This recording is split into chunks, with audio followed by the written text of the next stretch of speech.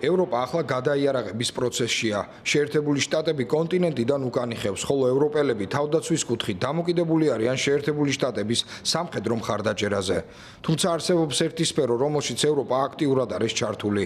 ის თავად აწარმოებს ტანკებს.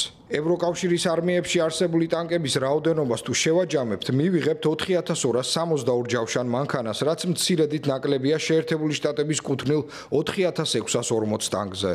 თუმცა წევრ ქვეყნებში განსხვავებული ვითარებაა. მოწინავე ადგილს საბერძნეთი იკავებს 1344 ტანკით, მას მოსდევს პოლონეთი 614-ით, შემდეგ კი რუმინეთი 328 ტანკით. შედარებისთვის გერმანიასა და საფრანგეთს 296 და 215 ტანკი ყავს.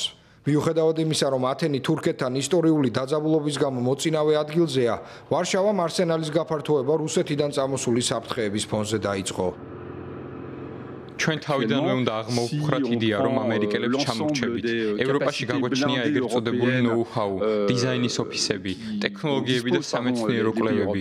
ამჟამად თუ გადავხედავთ ევროპის ქვეყნებისთვის ხელმისაწვდომ ევროპულ ჯავშან მანქანებს, რეალურად გვაქვს 10-იან მეტი მოდელი. მაშინ, როცა ამერიკელები აწარმოებენ მსგავსი ტიპის ჯავშან მანქანების 3-4 მოდელს.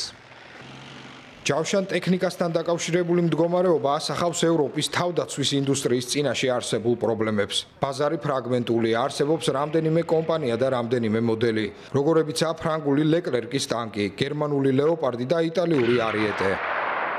ათობით ევროპული მოდელის არსებობა თავისთავად გულისხმობს განსხვავებულ კონსტრუქციას, მოვლასა და ტექნიკის ათვისების სხვადასხვა ფორმას.